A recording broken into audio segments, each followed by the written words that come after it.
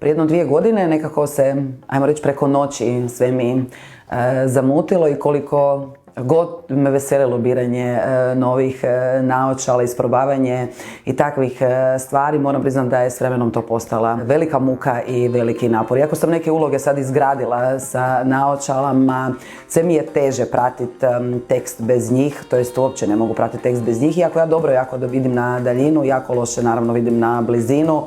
I na preporuku kolege koji me gledao kako se mučim u kombi svaki put kad mi zazvoni poruka na mobitelu, jednostavno sam odlučila da je vrijeme za lasersko uklanjanje dioptrije. Najbolji pregled i naravno najbolja poliklinika Bilić Vision.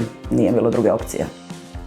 Za gospođu Begić preporučio bi Presbyon metodu za uklanjanje starosne dalekovidnosti. Operacija traje 10 minuta po oku, bezbolna je i nakon toga rješavamo se naočala za čitanje. Staračka dalekovidnost ili presbiopija prije se rješavala metodom monovision. Nedostaci te metode bili su što srednja udaljenost nije bila dobro pokrivena. Glavna inovacija presbionda je u produženju fokusa oka za blizinu, koja više ne gleda samo blizu, nego vidi i srednju udaljenost.